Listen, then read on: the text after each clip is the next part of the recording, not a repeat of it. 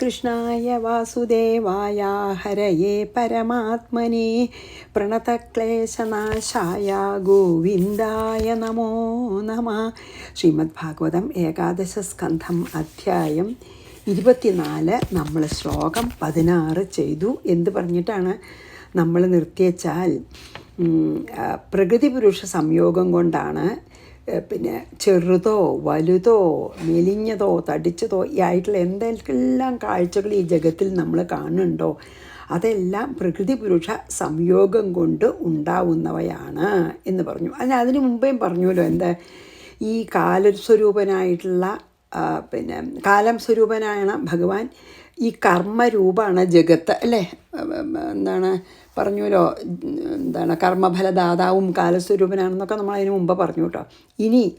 ഇനി നമുക്കപ്പോൾ ജഗത്തിൻ്റെ ഇത് കാണുന്ന എല്ലാ വസ്തുക്കളും പ്രകൃതി പുരുഷ സംയോഗം കൊണ്ട് ഉണ്ടാവുന്നതാണ്, സാഖ്യയോഗമാണതേ എന്നാണ് പറഞ്ഞത്. ഇനി ഈ ലോകത്തിൻ്റെ ആദ്യം എപ്പോഴാണോ അതന്നെയാണോ മധ്യവും അത് തന്നെയാണ് അന്ത്യവും എന്നുള്ളത്. എന്നാൽ പിന്നെ പലതായി കാണുന്നത് എന്താ ചോദിച്ചാൽ പലതും വെറും നാമരൂപഭേദങ്ങൾ മാത്രമാണ് എന്നൊക്കെ പറയണം കേട്ടോ. അപ്പോൾ നമുക്ക് നോക്കാം. 17 ചെയ്യാം.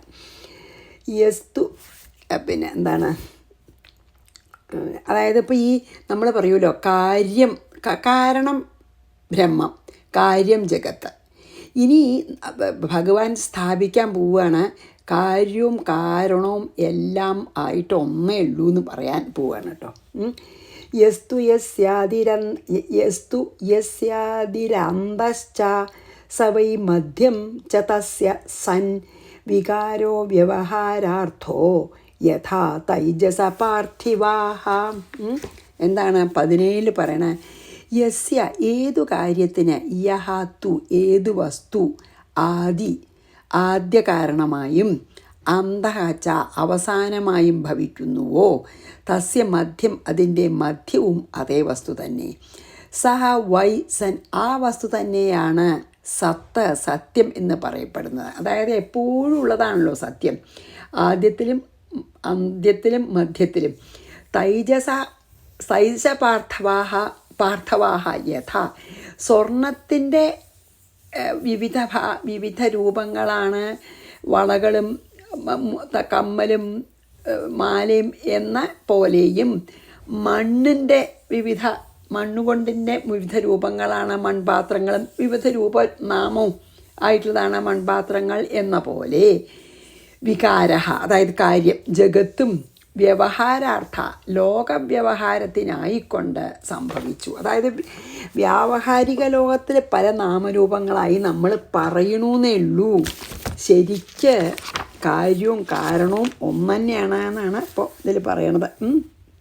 അത് കുറച്ച് ഇങ്ങനെ അത്ര ക്ലിയർ ആവേണ്ടതാണ് കേട്ടോ ഇതിൽ പറയുന്നത്. എന്താ പറയുന്നത് വെച്ചാൽ ഈ ആദ്യം ചെറുതോ വലുതോ ഉണ്ടായതെല്ലാം പ്രകൃതി പുരുഷ സംയോഗം എന്ന് പറഞ്ഞുല്ലോ. എന്നിട്ട് പറയുകയാണ് ഏതെങ്കിലും ഒരു വസ്തുവിൻ്റെ ആദ്യത്തിലും അവസാനത്തിലും ഉള്ളത് എന്താണോ അതന്നെയാണ് അതിൻ്റെ മധ്യാവസ്ഥയിലുള്ളത്. അപ്പോൾ സ്വർണ്ണം എടുത്തു നോക്കൂ.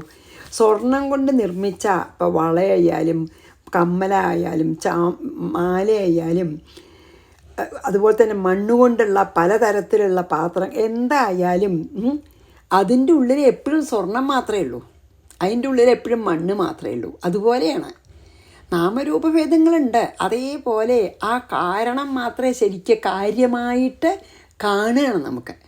ആ കാരണം മാത്രമേ ഇവിടെ ഉള്ളൂ. പക്ഷേ വിവിധ നാമരൂപഭേദങ്ങളിൽ ആ കാരണത്തിനെ നമ്മൾ വ്യാവഹാരിക ലോകത്തിൽ കാണുകയാണ്. ഏതുപോലെ ശരിക്കും അവിടെ സ്വർണം എന്നുള്ള സാധനമേ ഉള്ളൂ. പക്ഷേ സത്ത് സ്വർണ്ണമാണ്. പക്ഷെ ആ സ്വർണം പല ആഭരണങ്ങളിലെ രൂപത്തിലും നാമത്തിലും കാണുന്നു. പക്ഷെ ശരിക്കും സ്വർണ്ണേ ഉള്ളൂ. അതേപോലെ മണ്ണും അതേപോലെയാണ്. കാരണമായിട്ടുള്ള ബ്രഹ്മം മാത്രമേ ഉള്ളൂ. ആ ബ്രഹ്മത്തിൻ്റെ വിവിധ നാമരൂപഭേദങ്ങളാണ് നമ്മൾ കാണുന്നതൊക്കെ എന്നാണ് ഇപ്പോൾ ഇതിൽ പറയുന്നത്. ഇത് നമ്മൾ ഇതിന് മുമ്പേക്ക് വന്നുല്ലോ അല്ലേ. അതായത് സ്വർണം കളഞ്ഞാൽ പിന്നെ വളമുണ്ടോ, മാല ഉണ്ടോ? ആ സ്വർണം എടുത്തു കളഞ്ഞാൽ പിന്നെ എന്തെങ്കിലും ഉണ്ടോ അതിൽ? സ്വർണം കൊണ്ട് ഉണ്ടാക്കിയതാണതേ. കുറച്ച് നാമരൂപമുണ്ട്. അതേപോലെ മണ്ണ് അതിൽ നിന്ന് മാറ്റിച്ചാൽ മൺപാത്രങ്ങളുണ്ടോ? ഇല്ല. അതേപോലെയാണ് ബ്രഹ്മം അങ്ങോട്ട് മാറ്റിയാൽ, ആ ചൈതന്യം മാറിയാൽ ഈ ജഗത്തില്ല, ഇല്ലെന്നെ. ആ ബ്രഹ്മത്തിൻ്റെ വിവിധ നാമരൂപഭേദങ്ങളാണ്. അത് കുറച്ചും കൂടി നമുക്ക് അങ്ങനെ പറയുമ്പോൾ മനസ്സിലാവും അല്ലേ. ഇനി യസ്തു യസ്യാദിരന്തശ്ച സവൈ മധ്യം ച തസ്യ സൻ വികാരോ വ്യവഹാരാർത്ഥോ യഥാ തൈജസ പാർത്ഥിവ. ഇനി നമുക്ക് 18 വായിക്കാം കേട്ടോ. 18 എന്താ പറയണം നോക്കാം. യദുപാദായ പൂർവസ്തു ഭാവോ വികുരുതേ പരം ആദിരന്തോ യഥാ യഥാ യസ്യ തദ് സത്യം അഭിധീയതേ. 18. 19 കൂടി നമുക്ക് ഒന്നിച്ച് ചെയ്യാം. പ്രകൃതിർഹ്യസ്യോപാദാനമാധാരപുരുഷപര സത്യോഭിവ്യഞ്ജകാലോ ബ്രഹ്മ തദ് ത്രിതയം ത്വഹം. അത് രണ്ടും കൂടിയാണ് നമുക്ക് നോക്കാം കേട്ടോ അർത്ഥം. അതാണ് കുറച്ചും കൂടി എളുപ്പം. പൂർവഭാവ, അതായത് ഈ ഇതിനൊക്കെ തുടങ്ങുന്നതിൻ്റെ ഇതൊക്കെ ഉണ്ടാവുന്നതിൻ്റെ മുമ്പുള്ള മഹത്തത്വം, രജസ്തമോ ഗുണങ്ങൾ മുതലായ യദ് ഉപാദായ, ഏതിനെ ഉപാദാന കാരണമായി വെച്ച് അപരം ഈ അഹങ്കാരം മുതലായവയെ, അതായത് ആ കാരണത്തിൽ നിന്ന് എങ്ങനെ കാര്യം വിഗുരുതേ സൃഷ്ടിക്കുന്നുവോ അതുതന്നെയാണ് സത് എന്നറിയപ്പെടുന്നത്. യദ് യസ്യ യഥ, ഏതിന് എപ്പോഴും ആദിഹി അന്ത, ആദിയായും അവസാനമായും ഇരിക്കുന്നുവോ, അതായത് ഏത് സാധനമാണ് ആദ്യത്തിലും മധ്യത്തിലും അവസാനത്തിലും ഉള്ളതാണ്. ഇപ്പോൾ സ്വർണ്ണം എടുത്ത് നോക്കൂ. സ്വർണം ആണ് ഈ പണ്ടുണ്ടാക്കണതിൻ്റെ മുമ്പുണ്ടായിരുന്നത്. എന്നിട്ട് കുറച്ച് കാലമായിട്ട് പണ്ടായിട്ട് ഇരിക്കുമ്പോഴും അതിൽ സ്വർണം തന്നെയാണുള്ളത്. അതിനെ ഉരുക്കിയാൽ അവസാനം അതിനെ ആ രൂപത്തിനെയൊക്കെ നാമത്തിനെ നശിപ്പിച്ച് അതിനെ ഉരുക്കിയാൽ ആദ്യം സ്വർണ്ണമാണ്. അപ്പോൾ എപ്പോഴും അതല്ലേ, അതാണ് തത്, അതുതന്നെയാണ് സത്യം അഭിധീയത, സത്യം എന്ന് വിളിക്കുന്നത്. അതിനെ തന്നെയാണ് അസ്യ സതഹ, ഈ കാര്യമായിട്ടുള്ള പ്രപഞ്ചത്തിന് ഉപാദാന കാരണമായ പ്രകൃതിയും ആധാര, അതിനാധാരമായ പരമപുരുഷനും അഭിവ്യഞ്ജക, അതായത് ഈ സത്വരജസ്തമോ ഗുണങ്ങളുടെ ക്ഷോഭം കൊണ്ട് ഉണ്ടാകുന്ന കാലം എന്ന തദ്, ആ മൂന്നും അഹം തു ബ്രഹ്മരൂപിയായ ഞാൻ തന്നെ എന്നാണ് പറയണപ്പത്തിൽ. അത് ഇങ്ങനെ ഇപ്പോൾ ഈ ശ്ലോകത്തിൽ കൂടെ പറയുമ്പോൾ കുറച്ച് വിഷമമാണ് വെച്ചാൽ നമുക്കത് അല്ലാതെ പറയുമ്പോൾ അത്ര വിഷമല്ല കേട്ടോ. എന്താണ് അപ്പം നമ്മൾ പറഞ്ഞു, ശരിക്ക് പിന്നെ ബ്രഹ്മം മാത്രമേ ഉള്ളൂ, വ്യവഹാരത്തിന് വേണ്ടിയിട്ട് നാമരൂപങ്ങളാണ്. ഏതുപോലെ സ്വർണം മാത്രമേ ഉള്ളൂ. നമ്മൾ പിന്നെ വിവാഹത്തിനൊക്കെ കൊടുക്കുമ്പോൾ കുറച്ച് വള കൊടുത്തു, കുറച്ച് സ്വർണം അല്ല കുറച്ച് കമ്മൽ കൊടുത്തു എന്നൊക്കെ പറയണമെന്നേ ഉള്ളൂ. അതുപോലെ വ്യവഹാരത്തിൽ അപ്പം എന്താ അതിൽ പറയണ വെച്ചാൽ, ഏതൊന്നിനെ ഉപാദാനമായി, അതായത് ശരിക്ക് സത്തായിട്ടുള്ള ഏതിനെയാണ് ഉപാദാന കാരണമായി സ്വീകരിച്ച് ഈ മഹത്തത്വം, അഹങ്കാരം എന്നിവയൊക്കെ ഉണ്ടാകുന്നവ, അതൊക്കെ ഇല്ലാതെയായിട്ട് നശിച്ചു കഴിഞ്ഞാലും ഏതു തന്നെയാണ് ബാക്കി വരുന്നത്? അത് മാത്രമേ ഉള്ളൂല്ലോ സത്യം. നമ്മൾ സ്വർണത്തിൻ്റെ പറഞ്ഞുല്ലോ. അപ്പോൾ ഈ കാര്യം ആയിട്ടുള്ള പ്രപഞ്ചം, കാരണമല്ല, പ്രപഞ്ചം കാര്യമാണ്. അപ്പോൾ കാര്യമായ ഈ പ്രപഞ്ചത്തിന് ഉപാദാനം ഏതാണ്? പ്രകൃതിയാണ്. അതിൻ്റെ പിന്നെ അധിഷ്ഠാനം ആരാണ്? പുരുഷനും. ഈ ഗുണങ്ങൾക്ക്, അതായത് നമ്മൾ പറഞ്ഞില്ലേ ഭഗവാൻ എനർജി കൊടുക്കുമ്പോൾ സത്വരജസ്തമോ ഗുണങ്ങൾക്ക് ഉണ്ടാവുന്ന ആ ക്ഷോഭാണ് കാലം. ഈ മൂന്നും ബ്രഹ്മമായിട്ടുള്ള ഞാൻ തന്നെയാണെന്നാണ് ഭഗവാൻ പറയണത്. എന്താ പറയണത് വെച്ചാൽ, ഭഗവാൻ പറയണത് ഞാൻ പ്രകൃതിയിൽ കൂടി നിർമ്മിക്കുന്ന, എൻ്റെ ശക്തി കൊണ്ട് പ്രകൃതിയിൽ കൂടി നിർമ്മിതമാകുന്ന പ്രപഞ്ചവും ഞാൻ നിർമ്മിക്കാൻ ഉപയോഗിക്കുന്ന പ്രകൃതിയും ഞാനും കാലവും ഒന്നാണെന്നാണ്. അതായത് പുരുഷനാണ് ബ്രഹ്മം എന്ന്. അതായത് എന്താ പറയുക വെച്ചാൽ, ഈ പ്രകൃതി ഉപയോഗിച്ചിട്ടാണല്ലോ ഈ ജഗത്തിനെ ഉണ്ടാക്കണത്, പ്രകൃതിയിലത്തെ ഗുണങ്ങളെ ക്ഷോഭിപ്പിച്ചിട്ടേ. അപ്പോൾ ആ പ്രകൃതിയും ഞാനാണ്, പ്രകൃതിക്ക് ശക്തി നൽകുന്ന പുരുഷനും ഞാനാണ്. പിന്നെയോ ഈ സത്വരജസ്തമോ ഗുണങ്ങൾക്ക് ക്ഷോഭം ഉണ്ടാക്കണ എപ്പോഴാണ് ഒരു കാലം വേണമല്ലോ, പ്രത്യേക ഒരു കാലത്തല്ല. ഇപ്പം കുറേ കാലം ഭഗവാന് ലീലകൾ വേണ്ടാന്ന് തോന്നുന്ന സമയത്ത് സത്വരജസ്തമോ ഗുണങ്ങൾ ക്ഷോഭമില്ലാതെ കിടക്കുകയാണ്. അപ്പോൾ ഒരു കാലം വരണമല്ലോ അതിന് ക്ഷോഭം ഉണ്ടാവാൻ. ആ ക്ഷോഭം അതായത് ഭഗവാൻ ലീലകൾ ആടണം എന്ന് തോന്നണ ആ കാലവും ഞാനാണെന്ന് അതാ പറയണം ഭഗവാൻ. പുരുഷനും പ്രകൃതിയും പ്രകൃതിക്ക് ക്ഷോഭം ഉണ്ടാക്കണമെന്ന് എനിക്ക് തോന്നുന്ന ആ കാലവും ഞാനാണ്. മീൻസ് ഞാനല്ലാണ്ട് ഒന്നുമില്ല. അതാണ് ഭഗവാൻ പറയണത്. ഈ മൂന്നും ബ്രഹ്മസ്വരൂപിയായിട്ടുള്ള ഞാൻ തന്നെയാണ്, അല്ലാതെ ഇവിടെ വേറെ യാതൊന്നുമില്ല എന്നാണ് ഭഗവാൻ പറയണത്.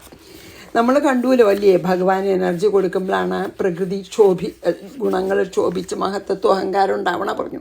അപ്പോൾ പ്രകൃതി ഉപയോഗിക്കണ്ടേ, ആ പ്രകൃതിയും ഭഗവാന്റെ ശക്തിയാണ്. അതിന് ശക്തി കൊടുക്കണ പുരുഷനും ഭഗവാനാണ്. പിന്നെ എപ്പോഴാണ് ശക്തി കൊടുക്കണ്ടെന്ന് തീർച്ചയാക്കണ കാലവും ഭഗവാനാണ്. അതാണ് ഇതിൽ പറഞ്ഞത്. അതാണ് വളരെ നന്നായിട്ട് ഇതിൽ പറഞ്ഞത് കേട്ടോ. അതായത് ജഗത്ത് ഉണ്ടാവണത് ആ പ്രകൃതിയുടെ ക്ഷോഭം കൊണ്ടാണ്. അപ്പോൾ ജഗത്തിൻ്റെ ഉപാദാന കാരണം പ്രകൃതി എന്ന് പറയാം. പ്രകൃതിക്ക് ആരാ ആശ്രയം? പുരുഷൻ. പിന്നെയോ എപ്പോഴാണ് അതിന് ക്ഷോഭം ഉണ്ടാവണം എന്നുള്ളത് കാലം. അപ്പോൾ ഇത് മൂന്നും അതിനും ആശ്രയം പുരുഷനാണ് അല്ലേ. അപ്പോൾ ഇവ മൂന്നും ഈ അഖണ്ഡബോധരൂപമായ ബ്രഹ്മം തന്നെയാണ് എന്നാണ് ഈ ഒരു ഇതിൽ പറയണത്. അത് ശരിക്കും പറയാച്ചാൽ അത് മാത്രമേ നമുക്ക് നോക്കണ്ടൂ കേട്ടോ. പ്രകൃതിയും പുരുഷനും പ്രകൃതിക്ക് ക്ഷോഭം ഉണ്ടാക്കുന്ന ഒരു കാലം ഉണ്ടല്ലോ, ആ കാലവും എല്ലാം ഞാൻ തന്നെയാണ്. ഞാനല്ലാതെ ഞാൻ എന്ന ബ്രഹ്മം ഞാനല്ലാതെ ഇവിടെ ഒന്നുമില്ല. അതാണ് അപ്പോൾ ഈ 2 ശ്ലോകത്തിൽ പറഞ്ഞത്. അതായത് ആ മൂന്നും കാര്യവും ഞാൻ തന്നെയാണ്. ഈ മൂന്നും പരബ്രഹ്മസ്വരൂപമായ ഞാൻ തന്നെയാണ്. പ്രകൃതിയും പുരുഷനും കാലവും എൻ്റെ രൂപാന്തരഭാവങ്ങൾ മാത്രമാണ് എന്നാണ് പറഞ്ഞത്. ഇനി 18, 19 വായിച്ച് 20 പോവാം. യദുപാദായ പൂർവസ്തു ഭാവോ വിഗുരുതേ പരം ആദിരന്തോ യദായസ്യ തത്സത്യമഭിധീയതേ പ്രകൃതിഹ്യസ്യോപാദാനമാധാര പുരുഷപ്പര സത്യോഭിവ്യഞ്ജക കാലോ ബ്രഹ്മതത്രിതയം ത്വഹം. നമ്മളിങ്ങനെ പറഞ്ഞ് ഭഗവാൻ ശരിക്കും ബ്രഹ്മല്ലാതെ ഇവിടെ ഒന്നുമല്ല എന്നങ്ങോട്ട് ബോധ്യപ്പെടുത്താണ് ഭഗവാനെ. ഇനി 20. സർഗപ്രവർത്തതേ താവത് പൗർവാപര്യേണ നിത്യശഃ മഹാൻ ഗുണവിസർഗാർത്ഥഃ സ്ഥിത്യന്തോ യാവത് ഈക്ഷണം. എന്താണ് 20? ഗുണവിസർഗാർത്ഥഃ. ഈ ജീവന് ഭോഗം അനുഭവിക്കാനായിട്ട് മഹാൻ സർഗ, ഈ മഹത്തായ സൃഷ്ടി, സ്ഥിതി അവസാനിക്കുന്നത് വരെയും, അതായത് നമ്മളെ ഈ ജീവന്മാരുടെ കർമ്മഫലം അനുഭവിക്കാനാണ് ഈ ഭഗവാൻ സൃഷ്ടിക്കണത് തന്നെ ലോകം. അല്ലെങ്കിൽ നമ്മുടെ കർമ്മഫലം അനുഭവിച്ച് തീർന്നാലേ നമുക്ക് ഭഗവാനായിട്ട് താതാത്മ്യം പ്രാപിക്കാം, അല്ലെങ്കിൽ ആത്മസാക്ഷാത്കാരം കിട്ടുള്ളൂ. അല്ലെങ്കിൽ നമുക്ക് ആത്മസാക്ഷാത്കാരം കിട്ടാണ്ട് കഴിയണം. അപ്പോൾ ഓരോ ജീവൻ്റെയും പ്രാരബ്ധ കർമ്മ ഫലം അനുഭവിച്ച് തീർത്ത് ഭഗവാനിൽ തന്നെ ലയിപ്പിക്കാനാണ് ഭഗവാൻ സൃഷ്ടി ചെയ്യണത്. അതാണ് പറഞ്ഞത്, ജീവൻ്റെ ഭോഗത്തിന് വേണ്ടിയിട്ടാണ്. അതായത് കർമ്മം ഫലം അനുഭവിക്കാൻ ഈ മഹത്തായ സൃഷ്ടി സ്ഥിതി അവസാനിക്കുന്നത് വരെയും, അതായത് പ്രളയം വരെയും ഈക്ഷണം പരമേശ്വരൻ്റെ ഈക്ഷണം വെച്ചാൽ നോട്ടം, യാവത്താവത് ഇരിക്കുന്നത് വരെ പൗർവാപര്യേണ പിതാവ് പുത്രൻ എന്ന ക്രമത്തിൽ നിത്യശഃ തുടർച്ചയായി പ്രവർത്തിച്ചു കൊണ്ടിരിക്കുന്നു. എന്താണ് ഇതിൽ പറയണ വെച്ചാൽ, നമ്മുടെ കർമ്മഫലം അനുഭവിച്ച് തീർക്കാൻ വേണ്ടിയിട്ട് ഭഗവാൻ ലോകം സൃഷ്ടിച്ച് നമ്മളെ അച്ഛനാവും, കഴിഞ്ഞാൽ നമുക്ക് മകൻ ഉണ്ടാവും, അത് കഴിഞ്ഞാൽ അപ്പം നമ്മൾ അച്ഛനാവും, നമ്മുടെ അച്ഛൻ നമുക്ക് ജന്മം തന്നു, അത് കഴിഞ്ഞാൽ നമ്മൾ അച്ഛനാവും, നമ്മുടെ മകൻ അച്ഛനാവും, ഇല്ലേ, നമ്മൾ കാണുന്നുണ്ടല്ലോ. അതെ, അങ്ങനെ തുടരുന്ന് പറയുകയാണ്. എന്താ പറയണത് വെച്ചാൽ, ഈ സൃഷ്ടി സദാ നടന്നുകൊണ്ടിരിക്കുകയാണ്. ഇതൊക്കെ മായയുടെ ഗുണത്തിൻ്റെ പ്രകടനമാണ്. ശരിക്കും മായാഗുണത്തിൽ നിന്ന് ഉണ്ടാവുന്നതാണ്. ഇതൊക്കെ ശരിക്കും പറയാച്ചാൽ ഇതൊക്കെ ശരിയാണെന്ന് തോന്നുന്നിടത്തോളം കാലമേ നമുക്ക് ഈ സൃഷ്ടി സ്ഥിതി പ്രളയമുള്ളൂ. അത് നമുക്ക് ഈ ജീവൻ്റെ കർമ്മഫലം അനുഭവിച്ച് തീർക്കാൻ വേണ്ടിയിട്ട് ഭഗവാൻ സൃഷ്ടി നടത്തുന്നത്. അപ്പം അതിങ്ങനെ അത് കഴിയണ വരെ അത് തുടർന്നുകൊണ്ടേയിരിക്കണു എന്നാണ് ഇപ്പോൾ ഇതിൽ ഭഗവാൻ പറയണത് കേട്ടോ. അതായത് ഈ നാനാവിധമായിട്ടുള്ള ഈ സൃഷ്ടി പിതാവ് പുത്രൻ പിന്നെയും പിതാവ് പുത്രൻ ഇങ്ങനെ കണ്ടിന്യൂസ് ആയി തുടരുന്നുണ്ട്. അതുകൊണ്ട് എന്താ ഉണ്ടാവണം? ജീവൻ്റെ കർമ്മഫല ഭോഗം, അതാണ് അതിൻ്റെ പ്രയോജനം. ഈശ്വരൻ്റെ സങ്കല്പം എത്ര കാലം നിൽക്കണം എന്നാണോ അതുവരെ ഇത് തുടർന്നുകൊണ്ടേയിരിക്കും. ഏത്? ഈ ജനന മരണ ചക്രം അല്ലെങ്കിൽ ഈ പ്രപഞ്ചം എന്നാണ് പറയുന്നത്. അത് നമുക്ക് വേണ്ടിയിട്ട് തന്നെയാണ് ഭഗവാൻ കർമ്മഫലം അനുഭവിച്ച് തീർക്കാനാണ്. പക്ഷെ അതിങ്ങനെ തുറന്നുകൊണ്ടിരിക്കും. പിതാവ് പുത്രൻ അങ്ങനെ തുറന്നുകൊണ്ടിരിക്കുന്നത്. സർഗപ്രവർത്തതേ യാതാവത് പൗർവാപര്യേണ നിത്യശഃ മഹാൻ ഗുണവിസർഗാർത്ഥ സ്ഥിത്യന്തോ യാവതീക്ഷണം. അതായത് ഭഗവാന്റെ ഈക്ഷണം കൊണ്ടാണല്ലോ ഭഗവാന് ലീലകളാടണം, മനുഷ്യനെ ജീവികളെ സഹായിക്കണം, അവരുടെ കർമ്മഫലം അനുഭവിച്ച് തീർക്കാൻ തോന്നുമ്പോൾ ഭഗവാന്റെ ആ ഈക്ഷണം എന്ന സങ്കല്പം ഉണ്ടോ അതുവരെ. എപ്പോഴാണ് ഭഗവാൻ ഈക്ഷണം നടത്തുന്നത്? അത് ഭഗവാൻ തന്നെ അതിനെ പ്രളയം വന്ന് ലയിപ്പിക്കണ വരെ ഇത് തുടരും. അതുവരെ ജീവന്മാരുടെ ഭോഗത്തിനായിട്ട് പലതരത്തിലുള്ള ഈ സൃഷ്ടി നടന്നുകൊണ്ടേയിരിക്കണമെന്ന് പിതാവും പുത്രൻ എന്നുള്ള ഇതിൽ. ഇനി പ്രളയത്തിനെ പറ്റി പറയുകയാണ്. വിരാൺമയാ സാധ്യമാനോ ലോകകൽപ്പവികൽപകഃ പഞ്ചത്വായ വിശേഷായ കൽപ്പതേ ഭുവനൈഃ സഹ. 21. വിരാട് എന്ന് പറഞ്ഞാൽ ഈ ഹോൾ ബ്രഹ്മാണ്ട്. മയാ ആസാദ്യമാനഃ കാലസ്വരൂപിയായ എന്നാൽ പ്രവേശിക്കപ്പെടുന്നതായി. ലോകകൽപ്പവികൽപക അതുകൊണ്ട് ലോകങ്ങൾക്ക് പലവിധ സൃഷ്ടിപ്രളയങ്ങളെ ഉണ്ടാക്കുന്നതായാലും കൂടി ഭുവനൈഹി ഭുവനങ്ങളോടെ സഹ പഞ്ചത്വായ 5 എന്ന മഹാഭൂതങ്ങളും 5ആയി വിശേഷായ പിരിയുവാൻ കൽപ്പതേ യോഗ്യമായി ഭവിക്കുന്നു. എന്താണ് ഇതിൽ പറയുന്നത് വെച്ചാൽ പ്രളയത്തിനെ പറ്റിയാണ് ഇതിൽ പറയുന്നത്. അതായത് ഈശ്വരൻ്റെ സങ്കല്പം എത്ര കാലമുണ്ടോ അത്ര കാലം ഈ സൃഷ്ടി സ്ഥിതി സംഹാരം നടക്കും. കാലരൂപിയായ ഞാൻ, അതാണ് ഭഗവാൻ പറയുന്നത്, കാലസ്വരൂപനായിട്ടുള്ള ഞാൻ ഈ ബ്രഹ്മാണ്ടം മുഴുവനെ വ്യാപിക്കുമ്പോൾ അതിൻ്റെ പ്രളയം സംഭവിക്കുന്നു. ഭഗവാൻ ഇനി വേണ്ട എന്ന് തീർച്ചയാക്കിയാൽ പ്രളയമായി. ഭഗവാൻ ഈ ലോകം മുഴുവനെ വേറെ ഒന്നുമില്ല നിറഞ്ഞു നിൽക്കും. ഭഗവാൻ വേറെ ഒന്നുമില്ലാത്ത തരത്തിൽ അപ്പോഴേക്ക് അതാണ് പ്രളയം. എന്നിട്ട് നമുക്ക് എങ്ങനെയാണ് സൃഷ്ടി ഇങ്ങോട്ട് ഉണ്ടായത് അതേപോലെ റിവേഴ്സ് ഓർഡറിൽ അങ്ങോട്ടും ലയിക്കും ഭഗവാനിൽ. ഇങ്ങോട്ട് എങ്ങനെ വന്നു അതുപോലെ പോണത് നമുക്ക് കാണാം കേട്ടോ. ഇനി അപ്പോൾ ഇതിലെന്താ പറഞ്ഞു വെച്ചാൽ ഈ ഈ ബ്രഹ്മാണ്ടം കാലസ്വരൂപിയായിട്ടുള്ള എന്നാൽ അങ്ങനെ ഞാൻ വ്യാപിക്കും ഈ ബ്രഹ്മാണ്ടം മുഴുവൻ. എന്നിട്ട് ഞാൻ അതുവരെയുള്ള ലോകം മുഴുവനെ പ്രളയമായിട്ട് നശിക്കും. അങ്ങനെ പഞ്ചഭൂതങ്ങളൊക്കെ, അതായത് ആദ്യം ഭൂമി ഗന്ധത്തിൽ ലയിക്കും, ഗന്ധം ജലത്തിൽ ലയിക്കും, ജലം രസത്തിൽ ലയിക്കും, രസം അഗ്നിയിൽ ലയിക്കും, അഗ്നി രൂപത്തിൽ ലയിക്കും, രൂപം വായു സ്പർശത്തിൽ, സ്പർശം ആകാശത്തിൽ, ആകാശം ശബ്ദത്തിൽ, ശബ്ദം താമസ അഹങ്കാരത്തിൽ, അങ്ങനെ റിവേഴ്സ് ഓർഡറിൽ പോവും. അതാണ് ഞാൻ പറയാൻ പോണത്. ഇനിയാണ് പറയണത് കേട്ടോ.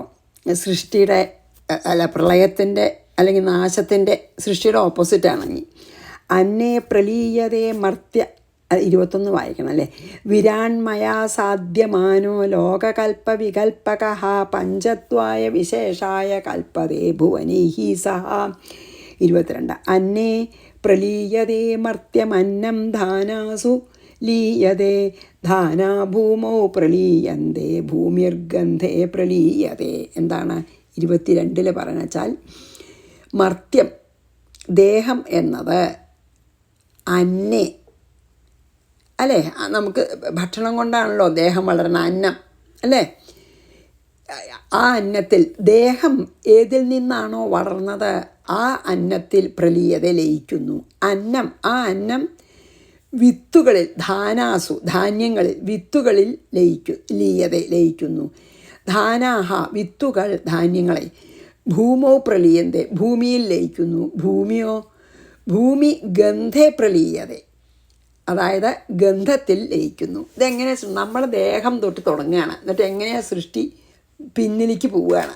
ആദ്യം ഒന്നും ഉണ്ടായിരുന്നില്ലല്ലോ, അതിലേക്ക് പ്രളയത്തിൻ്റെ സമയത്ത് എന്താ ഉണ്ടാവണമെന്നാണ്. അതായത് ദേഹത്തിന് ദേഹം എങ്ങനെയാണ് ഉണ്ടാവണം? അന്നം കഴിച്ചിട്ട് അല്ലേ ദേഹത്തിന് പുഷ്ടി ഉണ്ടാവണത്. അപ്പോൾ ദേഹം അന്നത്തിൽ ലയിക്കും. അന്നം എവിടെ നിന്നാണ് ഉണ്ടാവണത്? ധാന്യങ്ങളിൽ നിന്ന്.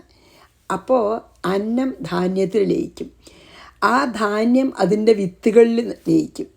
ആ വിത്തുകൾ ഭൂമിയിൽ കുഴിച്ചിട്ടിട്ടല്ലേ ഭൂമിയിൽ ലയിക്കും. ഭൂമിയുടെ തന്മാത്ര ഏതാ? ഭൂമിയുടെ അതായത് സട്ടിൽ എലിമെൻ്റ് ഏതാ? അതിൽ ലയിക്കും ഭൂമിയുടെ സട്ടിൽ എലിമെൻ്റ് ഗന്ധത്തിൽ ലയിക്കണം. അപ്പം അതാണ് ഇതിൽ പറഞ്ഞത്. ശരീരം തൊട്ട് തുടങ്ങണ്ട, നമ്മുടെ ശരീരം അന്നത്തിൽ ലയിക്കുന്നു. കാരണം അന്നത്തിൽ നിന്നാണല്ലോ ഉണ്ടാവുന്നത്. അന്നം ധാന്യത്തിൽ, ധാന്യം അതിൻ്റെ വിത്തിൽ, വിത്ത് ഭൂമിയിൽ, ഭൂമി അതിൻ്റെ സട്ടിൽ എലിമെൻ്റായിട്ടുള്ള തന്മാത്രയായിട്ടുള്ള ഗന്ധത്തിൽ ലയിക്കുന്നു, ഗന്ധ തന്മാത്രയിൽ. ഇനിയോ 22 വായിച്ച് 23. അന്നേ പ്രലീയതേ മർത്യമന്നം ധാനാസു ലീയതേ ധാനാ ഭൂമോ പ്രലീയന്തേ ഭൂമിർഗന്ധേ പ്രലീയതേ. ഇനി 23. അപ്സു പ്രലീയതേ ഗന്ധ ആപശ്ച സ്വഗുണേ രസേ ലീയതേ ജ്യോതിഷി രസോ ജ്യോതിരൂപേ പ്രലീയതേ. അതങ്ങനെ ഞാൻ മുമ്പ് പറഞ്ഞ പോലെ തന്നെ 23 എന്താ വെച്ചാൽ ഈ ഗന്ധം അപ്സു വെള്ളത്തിൽ ലയിക്കുന്നു, അപ്സു പ്രലീയത. പിന്നെയോ ജലോ സ്വഗുണേ അതിൻ്റെ തന്മാത്രയായിട്ടുള്ള രസത്തിൽ, സ്വഗുണേ രസേ രസത്തിൽ ലയിക്കുന്നു. പിന്നെ രസം ജ്യോതിഷി ലീയത ജ്യോതിസിൽ അഗ്നിയിൽ ലയിക്കുന്നു. പിന്നെയോ അഗ്നിയോ ജ്യോതിസ രൂപേ അതിൻ്റെ രൂപത്തിൽ ലയിക്കുന്നു. ഫോമാണല്ലോ അതിൻ്റെ സട്ടിൽ എലിമെൻ്റ്. അപ്പോൾ അത്രയും ഇതിൽ പറയണത് എന്തൊക്കെയാണ്? ഇതിൽ പറഞ്ഞു വെച്ചാൽ പിന്നെ ഗന്ധത്തിൽ ലയിച്ചു. ഗന്ധം ജലത്തിൽ, ജലം രസത്തിൽ, രസം അഗ്നിയിൽ, അഗ്നിരൂപത്തിൽ. അത്രയും പറഞ്ഞു. അപ്സുപ്രലീയതേ ഗന്ധ അതായത് ഇങ്ങോട്ട് ഉണ്ടായ പോലെ തന്നെയാണ് കേട്ടോ അങ്ങോട്ടും ഉണ്ടാവണേ.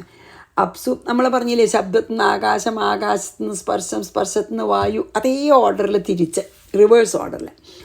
അപ്സു പ്രലീയതേ ഗന്ധ ആപശ്ച സ്വഗുണേ രസേ ലീയതേ ജ്യോതിഷി രസോ ജ്യോതിരൂപേ പ്രലീയതേ. ഇനി ഈ പിന്നെ രൂപം ജ്യോതിസ് രൂപത്തിലെ പറഞ്ഞില്ല, ഇനി രൂപം വായുവിലെന്ന് പറയുകയാണ്. പിന്നെ വായു സ്പർശം ആകാശം ശബ്ദത്തിലെ പറയും. രൂപം വായൗ സജ സ്പർശേ ലീയതേ സോപി ചാംബരേ അംബരം ശബ്ദതന്മാത്രേ ഇന്ദ്രിയാണി സ്വയോനിഷു.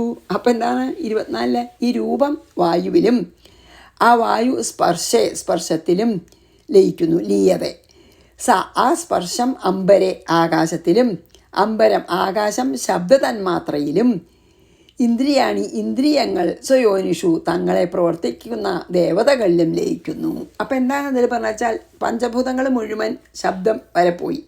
എന്നിട്ട് പിന്നെ പറയുകയാണ് അത് താമസാഹങ്കാരത്തിലേക്ക് പോയിട്ടോ. അത് കഴിഞ്ഞ് ഇന്ദ്രിയങ്ങൾ അതിൻ്റെ പിന്നെ ഇന്ദ്രിയങ്ങളും ഇന്ദ്രിയാനുഷ്ഠാന ദേവതകളും ഒക്കെ ആ ദേവതകളിൽ ലയിക്കും. അപ്പം നമ്മൾ പറഞ്ഞില്ലേ, സാത്വികാഹങ്കാരത്തിൽ നിന്ന് 14 അധിഷ്ഠാന ദേവതകളുണ്ടാവും, രജോ ഗുണത്തിൽ നിന്ന് 10 ഇന്ദ്രിയങ്ങളുണ്ടാവും, മറ്റൊന്ന് അന്ധകാരനുണ്ടാവും എന്ന് പറഞ്ഞില്ലേ. അതൊക്കെ ആ ദേവതകളിൽ ലയിക്കും. പിന്നെ ദേവതകളിൽ നിന്നാണ് പോണത് കേട്ടോ. അപ്പോൾ നമ്മൾ തിരിച്ച് ശരിക്കും റിവേഴ്സ് ഓർഡറാണ്. രൂപം വായൗജ സ്പർശേ ലീയതേ സോപി ചാംബരേ അംബരം ശബ്ദതന്മാത്രേ ഇന്ദ്രിയാണി സ്വയോനിഷു ഇന്ദ്രിയങ്ങളെ അധിഷ്ഠാന ദേവതകളിൽ ലയിക്കും. യോനിർവൈകാരികേ സൗമ്യലീയതേ മനസീശ്വരേ ശബ്ദോ ഭൂതാദിമപ്യേതി ഭൂതാദിർമഹതി പ്രഭു. 25 എന്താ? ഹേ സൗമ്യ ഉദ്ധവ, യോനി ആ ദേവതകൾ അധിഷ്ഠാന ദേവതകളെ ഈശ്വരൻ മനസ്സിൽ ലയിക്കുന്നു. എന്നിട്ടോ വൈകാരിക ഈ പിന്നെ മനസ്സും ദേവതകളും കൂടി സാത്വികാഹങ്കാരത്തോടു കൂടി എന്താ ചെയ്യുക? ഭൂതാദി താമസാഹങ്കാരത്തിൽ ലയിക്കുന്നു. അപ്യതി ലയം പ്രാപിക്കുന്നു. എന്നിട്ടോ സകല ലോകങ്ങളെയും മോഹിപ്പിക്കാൻ ശക്തനായ ഹേ പ്രഭോ, ഭൂതാദി ഈ 3 വിധമായ അഹങ്കാരവും, അതായത് സാത്വിക അഹങ്കാരവും രാജസാഹങ്കാരവും താമസാഹങ്കാരവും മഹത്തത്വത്തിൽ ലയിക്കുന്നു. മഹത്വത്തിൽ നിന്നാണല്ലോ അഹങ്കാരം ഉണ്ടായത്. ആ അഹങ്കാരമാണല്ലോ 3ആയി പിരിഞ്ഞത്. ഇപ്പോൾ അതിന് ശേഷം ഉണ്ടായതൊക്കെ അഹങ്കാരത്തിൽ ലയിച്ചു. ഇനി ഈ 3 അഹങ്കാരങ്ങളും മഹത്തത്വത്തിൽ ലയിച്ചു എന്നാണ് ഇതിൽ പറയണത്. യോനിർ വൈകാരികേ സൗമ്യലീയതേ മനസീശ്വരേ ശബ്ദോ ഭൂതാദിമപ്യേതി ഭൂതാതിർ മഹതി പ്രഭു. അതായത് മഹത്തത്വത്തിൽ ലയിച്ചു കേട്ടോ. ഇനി നമുക്ക് 4 ശ്ലോകം കൊണ്ട് ഇവിടെ നിർത്താം. മഹത്തത്വം വരെ എത്തി നമ്മൾ. അപ്പം നമ്മൾ ആദ്യം അങ്ങനെയല്ലേ പറഞ്ഞത്? എന്താണ്? രജസ്തമോ ഗുണങ്ങൾ മായ ക്ഷോഭിച്ചു, പ്രകൃതി ക്ഷോഭിച്ചപ്പോൾ സത്വരജസ്തമോ ഗുണങ്ങളുടെ സന്തുലിതാവസ്ഥ നഷ്ടപ്പെട്ടു, ഈക്വിലിബ്രിയം ടിൽറ്റഡായി. അപ്പം മഹത്തത്വം വേർതിരിഞ്ഞു എന്നല്ലേ പറഞ്ഞത്? അപ്പം അവിടെ തന്നെ എത്തി. തിരിച്ച് ഓൾ ദ വേ റിവേഴ്സ് ഓർഡറിൽ മഹത്വത്തിലെത്തി. ഇനി മായയിലേക്ക് വേണ്ടു. അത് നമുക്ക് 4 ശ്ലോകം കൂടി ഉണ്ട് ഈ അധ്യായത്തിൽ. അത് നമുക്ക് നാളെ ചെയ്യാം. അപ്പോൾ ഇന്നിവിടെ നിർത്താം. 25 കഴിഞ്ഞ് നിർത്താട്ടോ. ശ്രീകൃഷ്ണാർപ്പണമസ്തു. സർവത്ര ഗോവിന്ദ നാമ സങ്കീർത്തനം. ഗോവിന്ദ ഗോവിന്ദ. ഗുരുവായൂരപ്പാ ശരണം.